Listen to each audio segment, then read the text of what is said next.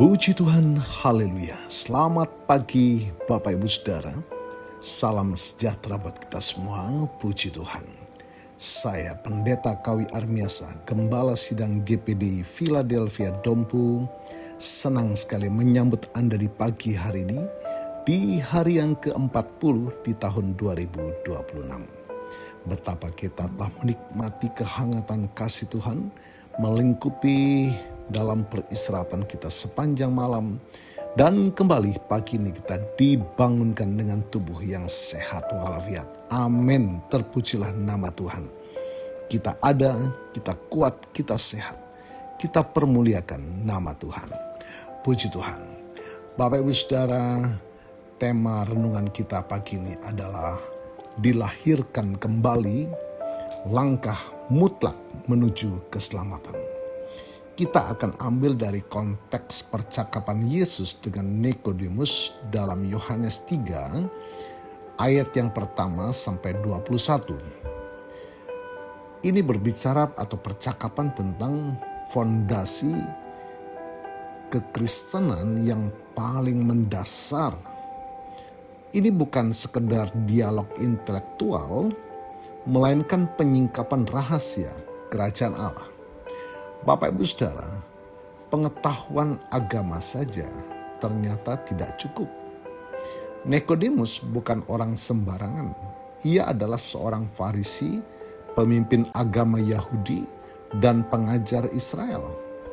Ia datang kepada Yesus dengan rasa hormat, mengakui Yesus sebagai guru yang datang dari Allah. Namun, Yesus langsung memotong pembicaraan dengan berkata, "Aku berkata kepadamu, sesungguhnya jika seorang tidak dilahirkan kembali, ia tidak dapat melihat kerajaan Allah." Dalam ayat yang ketiga, Bapak Ibu. Keselamatan bukan hasil dari akumulasi gelar teologi, ketaatan moral, atau status sosial. Nikodemus memiliki segalanya secara lahiriah, tetapi ia tetap buta secara rohani. Bapak Ibu Saudara, Nikodemus bingung dan bertanya ketika Yesus berkata, "Kamu harus dilahirkan kembali." Bagaimana mungkin seorang dilahirkan kembali kalau ia sudah tua? Ia berpikir secara biologis, namun Yesus berbicara secara metafisika rohani. Dilahirkan dari air melambangkan penyucian dan pertobatan seperti baptisan Yohanes Pembaptis. Kemudian dilanjutkan dilahirkan dari roh. Ini adalah pekerjaan kedaulatan Allah, seperti angin yang bertiup kemana ia mau. Ayat yang ke-8. Roh Kuduslah yang menguburkan manusia lama kita dan menghidupkan manusia baru. Bapak Ibu Saudara, manusia itu diciptakan dengan 3 bagian: roh, jiwa, dan tubuh. Bagian roh dirancang untuk mengenal dan bersekutu dengan Tuhan yang kudus, yang adalah roh. Manusia diciptakan untuk mempunyai keakraban dengan Tuhan, roh dengan roh. Namun dosa manusia memisahkan kita dari Tuhan dan mengakibatkan kematian roh kita dan hilangnya persekutuan kita dengan Tuhan. Akibatnya, orang cenderung bekerja hanya dari jiwa dan tubuh mereka saja. Jiwa terdiri dari kecerdasan, kemauan, dan emosi. Hasil dari ini jelas terlihat di dunia egoistis, sombong, tamak, lapar, perang, dan tidak adanya kedamaian dan makna yang sejati. Tetapi Tuhan memiliki rencana untuk menebus umat manusia. Allah Bapa mengutus anaknya Yesus yang adalah juga Tuhan untuk datang ke dunia sebagai seorang manusia untuk menunjukkan kepada kita seperti apa Tuhan itu. Dituliskan, "Barang siapa telah melihat aku, ia telah melihat Bapa." Dan untuk memikul akibat dari dosa kita, kematiannya yang mengerikan di kayu salib telah dirancanakan sejak awal. dan diprediksi secara rinci di dalam perjanjian lama. Dia membayar harga untuk dosa umat manusia. Keadilan ilahi terpenuhi. Tetapi kemudian Tuhan membangkitkan Yesus dari antara orang mati. Yesus berjanji bahwa orang-orang yang percaya kepadanya akan dibangkitkan juga dari antara orang mati untuk menghabiskan kekekalan bersama Dia. Puji Tuhan. Sekarang Ia memberi kita roh-Nya supaya di dalam roh-Nya adalah sebagai jaminan supaya kita dapat mengenal Dia dan berjalan bersama dengan Dia selama sisa hidup kita di dunia. Bapak Ibu Saudara, kita tidak bisa menyelamatkan diri kita sendiri.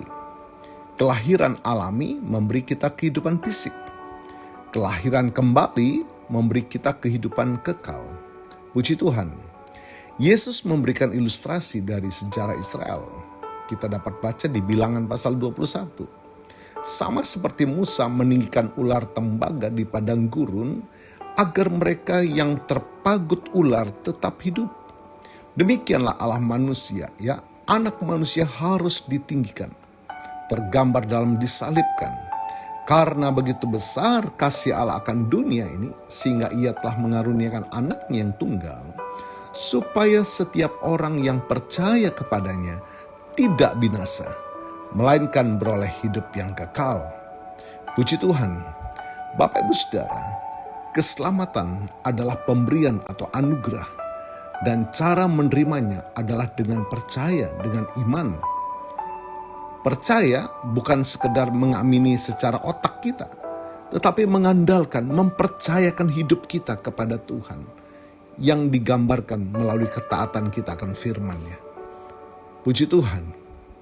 Percakapan ini antara Nikodemus dan Yesus ditutup dengan kontras antara terang dan gelap. Orang yang melakukan jahat membenci terang, tetapi orang yang melakukan kebenaran datang kepada terang. Bapak Ibu Saudara, kita tidak lagi bersembunyi di balik topeng keagamaan kita seperti Nikodemus yang datang pada malam hari, melainkan hidup transparan, terbuka di hadapan Allah. Dilahirkan kembali bukanlah pilihan bagi orang Kristen. Itu adalah keharusan. Tanpa itu, kita hanya beragama, tapi tidak berhubungan dengan Allah. Kelahiran kembali mengubah status kita dari narapidana dosa menjadi anak-anak Allah. Puji Tuhan. Tuhan Yesus memberkati.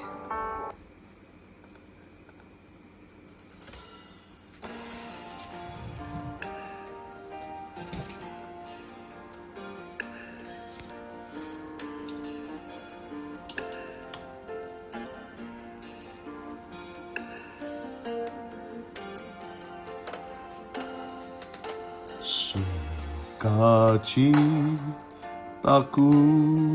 penuh, ku bermazmur bagimu, karena ku tahu ku telah ditebus oleh curahan darah-Mu. Ku menyanyi bagimu, ku memujimu selalu, karena ku tahu ku berkemenangan oleh curahan darah-Mu. Darah-Mu Yesus sucikan daku, darah-Mu Yesus bebaskanku, darah-Mu Yesus ubahkan daku, ku dijadikan baru. Bapa, kami berucap syukur firman-Mu melawat setiap kami pagi hari. Tidak cukup kami memiliki agama, tetapi kami harus dilahirkan kembali. Agar roh kami yang mati karena dosa diperdamaikan oleh darah-Mu yang kudus. Menerima Yesus, mempercayakan hidup ini kepada Yesus sebagai juru selamat. Melalui ketaatan kami akan firman-Mu. Hidup dan menghidupkan firman-Mu dalam setiap langkah hidup kami. Karena Engkau telah menebus kami, membenarkan, menguduskan kami, bukan karena perbuatan baik kami, tetapi karena anugerah-Mu Tuhan yang sudah menyelamatkan kami. Terima kasih, diberkati kami semua pagi hari ini, dan hamba-Mu berdoa bagi Bapak Ibu Saudara yang menikmati berkat pertambahan usia, baik usia kelahiran ataupun pernikahan dalam rumah tangga saudara. Kiranya anugerah, keberkatan, dan kasih karunia Tuhan memberkati saudara, baik dalam kehidupan pribadi maupun dalam kehidupan rumah tangga saudara. Diberkatilah dalam nama Tuhan Yesus. Puji Tuhan. Mari Bapak Ibu Saudara, kita terima berkat Tuhan. Tuhan memberkatimu dan melindungimu. Tuhan menyinari engkau dengan wajah-Nya dan memberikan engkau kasih karunia. Tuhan menghadapkan wajah-Nya kepadamu dan memberikan engkau damai sejahtera. Bapak Ibu Saudara, terimalah berkat Tuhan atas seluruh hidupmu. Terimalah berkat Tuhan atas rumah tanggamu. Terimalah berkat Tuhan atas usaha, dagang, dan pekerjaanmu. Terimalah berkat Tuhan atas pendidikan dan masa depanmu.